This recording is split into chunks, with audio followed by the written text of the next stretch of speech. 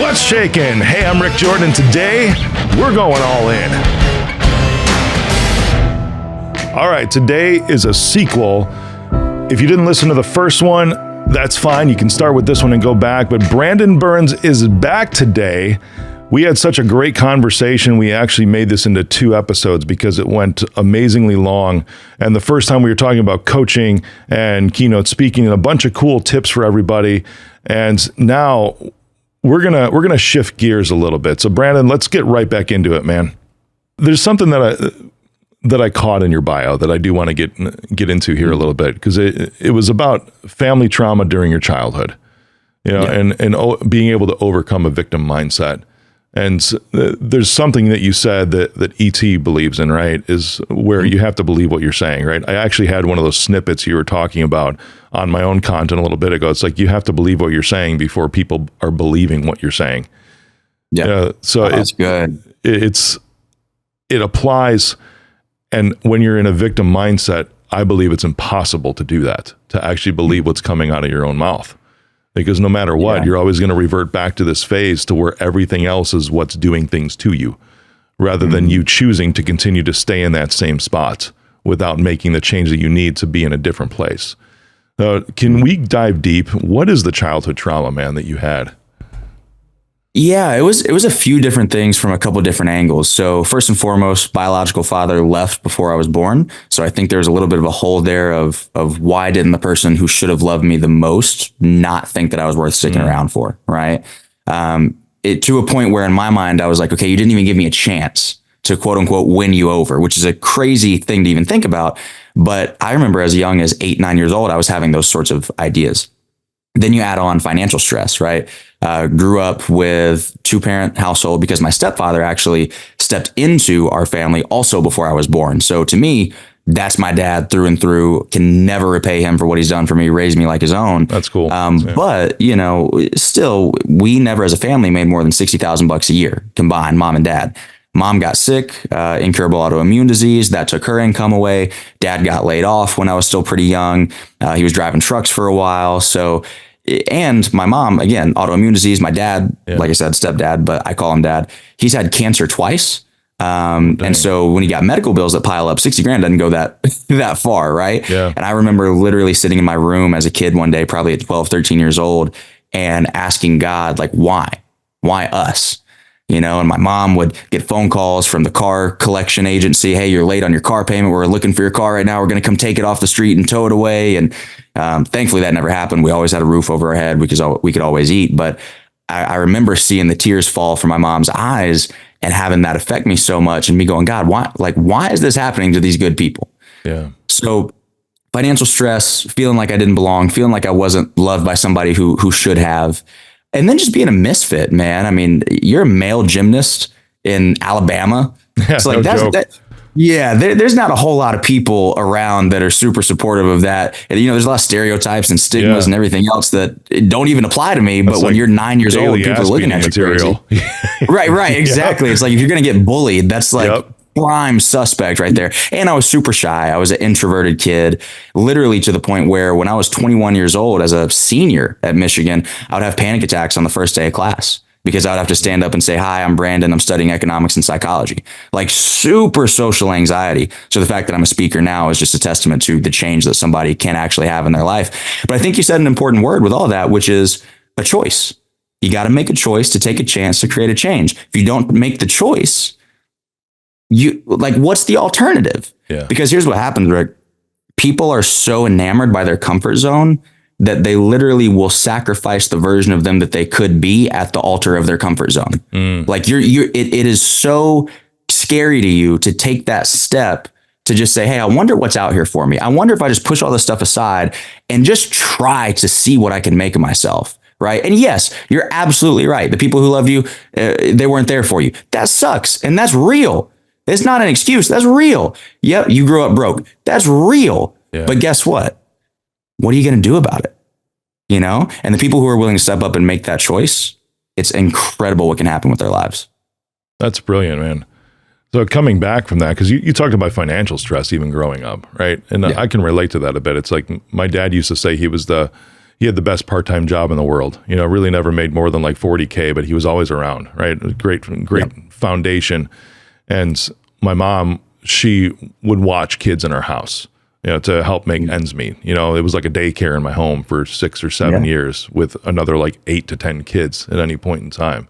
It's like I look back on it, and even though I know the details of those things, to where the church would bring us food, right, when we needed it. And there were several Christmases to where the church would even like drop off Christmas gifts because there wasn't money to even exchange, right? We just came out of Christmas, at least when this is being published anyway. So it makes sense. It's like most people go into debt, but there wasn't even the debt that was available to buy all these things, right? To go into debt.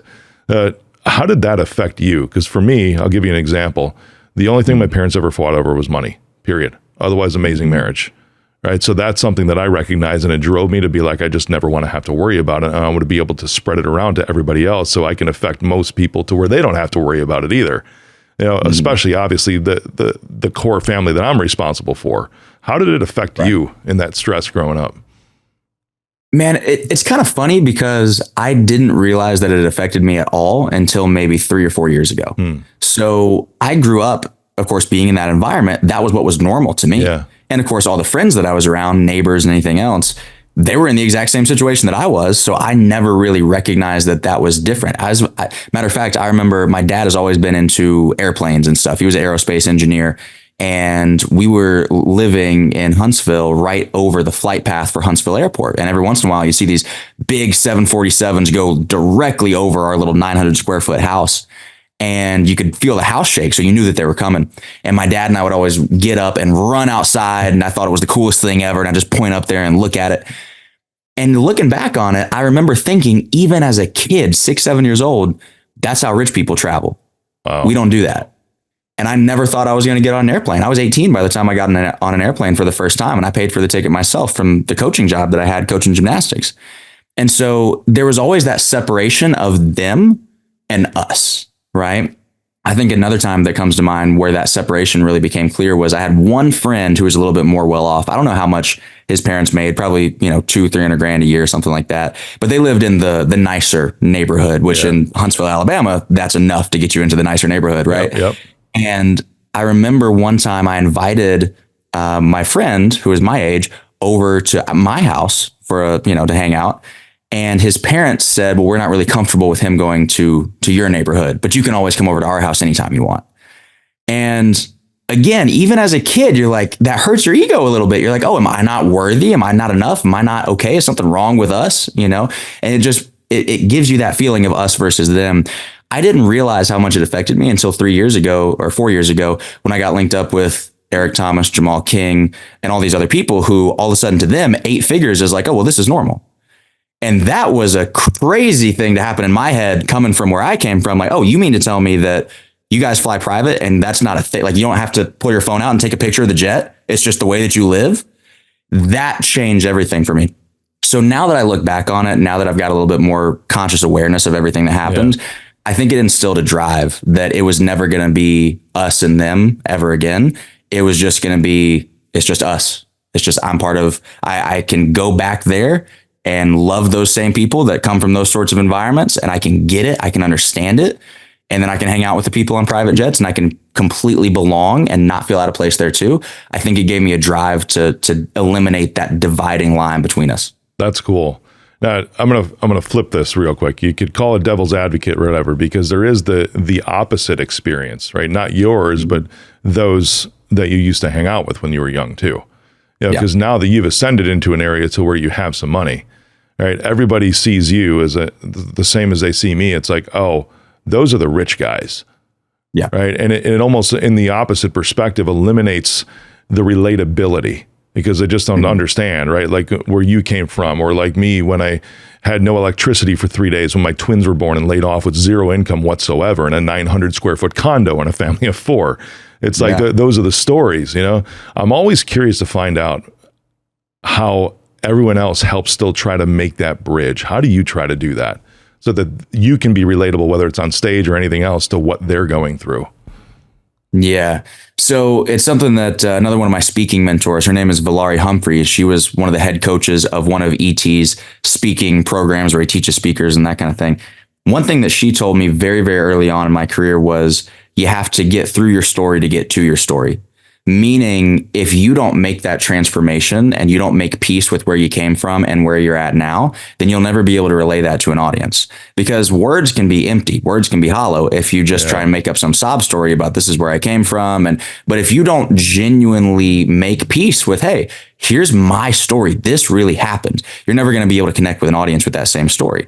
And also, you're not going to be comfortable even saying it. So I think, to answer your question, it's a matter of just being authentic and being vulnerable and really getting these stories out there and telling people, hey, I didn't come from money, wasn't born from money, was born with zero exposure. I never knew anybody who made 6 figures or 7 or anything like that. When I was growing up, I was hanging out with a bunch of other people that probably never thought they would fly on an airplane at one point either. I'm talking about like Spirit Airlines, by the way. I'm not talking about flying private. Like, I didn't think that I would be able to fly on an airplane, right? I think it's telling people those stories and being vulnerable and authentic enough to where people can see themselves where you were. And at that point, that's what makes you relatable. All these people on Instagram that are like renting Lamborghinis for a day and they take pictures with it and they try and sell you a course and they don't tell you their story. Dude, stay away from those people. Yeah. Because it's not, they don't know. They don't know actually how to get you from point A to B, period. They just don't know how to do it. But B, it's like, if that's the version of yourself that you're trying to portray on social media, if you're trying to portray this perfect lifestyle where you have no flaws, you don't ever lose your temper, you've never been broke, you've never done anything wrong, you've never made a mistake, nobody can relate with that, because like, you're not Jesus. Nobody relates with that. People need somebody that they can relate to. And so when you're willing to show them that you're a real person, that's how you get buy-in. That's funny. You're not Jesus. That's a great quote to pull out from this man, for real. And you're never going to be, so stop trying. Yeah, right? No joke.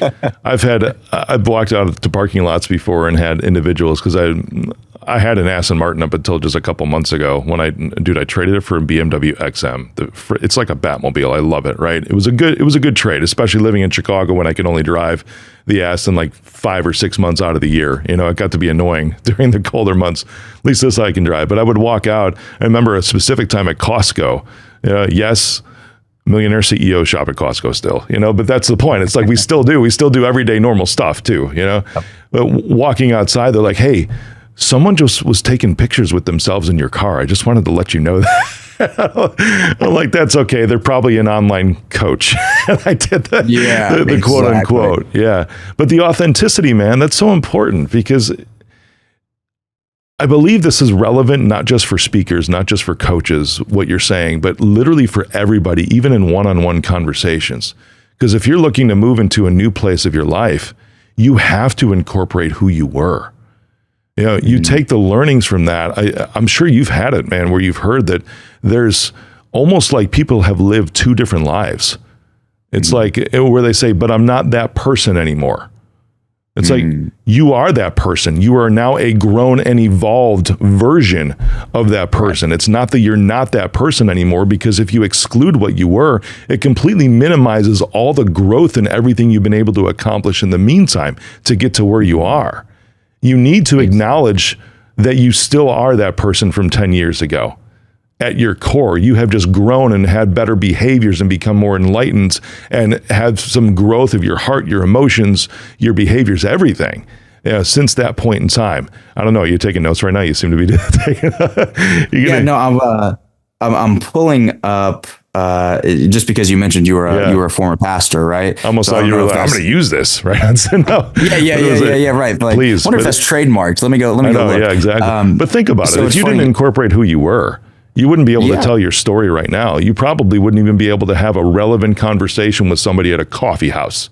Everything would be so superficial if all you do is just talk about what you are today, almost pretending like you didn't exist 10 years ago. Yeah, I mean, there's no depth to that. And as you were speaking, it reminded me of the scripture. And this is not like a Bible thumper type of thing. This is just something that came to mind. And I think it's a fundamental truth, whether you believe in the rest of the story or not. But this is from Philippians 4:13, right? And that's the one that everybody knows, which is I can do all things through him who strengthens me. Nobody ever quotes 4:12. And I think that's really interesting because 4:12 is what gives you the context for 4:13. 4:12 says, I know what it is to be in need, and I know what it is to have plenty. I've learned the secret of being content in any and every situation, whether well fed or hungry, whether living in plenty or in want. I can do all things through him who gives me strength.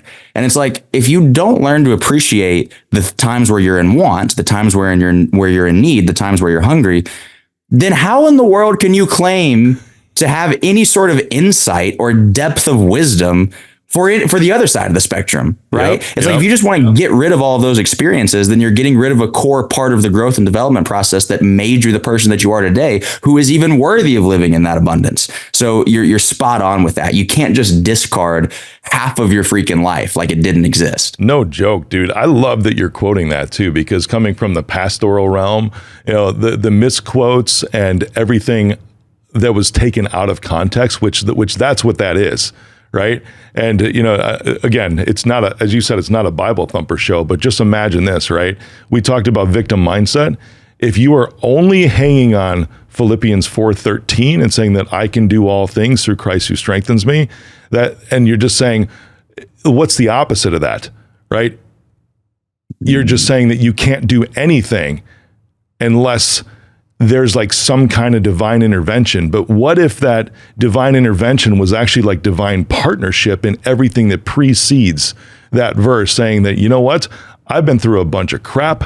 I've learned my mistakes and recognized that I actually had everything I needed to begin with because it was already provided to me.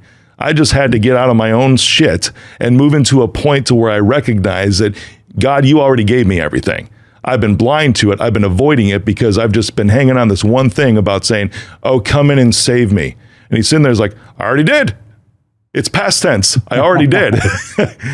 I wish you would just open your eyes and be like, hey, you got everything right there. You still have the responsibility to make the choice. You know that free will thing? It's on you right now. Make the move. I got a buddy he's a celebrity personal trainer, and he told me one time that faith moves mountains the same way that a bicycle moves mountains. If you get on your bicycle and you start pedaling, all of a sudden that mountain's moving underneath you, but only because you were pedaling. If you don't do your part of it, you can't sit around and just pray. I mean, hey, listen, prayer is great. Visualization is great. Affirmations are great. Like, all the personal development guru stuff is great. But if you don't do something and it doesn't have to be a monumental step. Right. One of the things that I said to the audience this past weekend was, no brand new parent, and I don't have kids yet, but of course, coaching kids all my entire life, I kind of get it. But no new parent would ever go look at their infant child or their toddler and on their very first step, their first day walking, say, oh, you didn't set a new record in the 40-yard dash. Yeah. Trash. Bring it back. I don't even want it anymore. You're terrible. You suck. It's like, dude, the universe or God or whatever you want to call it, it's looking for baby steps. Yeah. It's looking for you to take the first step, and then it's going to help you. Something ET says all the time. If you have a car breakdown and you're just sitting there, you got your thumb out of the window, how likely is somebody to stop their car and get out there and help you? Pretty small likelihood. If they see you out and you're pushing that thing, everybody's going to want to come and help you because they see that you're taking that first step. You don't have to say, how do I go from broke to 7 figures in 3 months? You don't have to say, how do I go from super obese and overweight to losing 200 pounds in 3 months? You just have to say, how can I put myself in a marginally better position that is more conducive for success than what I currently have right now? And forget, I don't want to cuss too much. Forget all the excuses, forget all the real life reasons that are probably completely valid and completely true of why you're in this circumstance and situation, and just say, you know what? Let's figure out what I can do to not sit here and cry about it and just get 1% better. And then you do that every single day. You look back a year from now, 5 years from now, you won't even recognize yourself. And the bigger piece of it is the empowerment that you're going to get from understanding that you had that level of control the entire time. Man, Brandon Burns, everybody. Take his words, apply them to your life, and watch things change for you. Dude, where can everybody find you? Best place, because you've inspired me today. That was fire, by the way.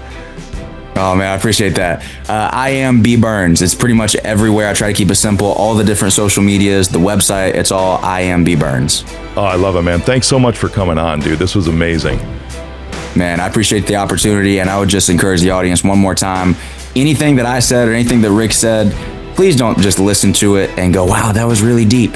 go take action on it. Take one little thing, pick it out from this podcast, go take action on it. Do the same thing again tomorrow. It's going to change your life.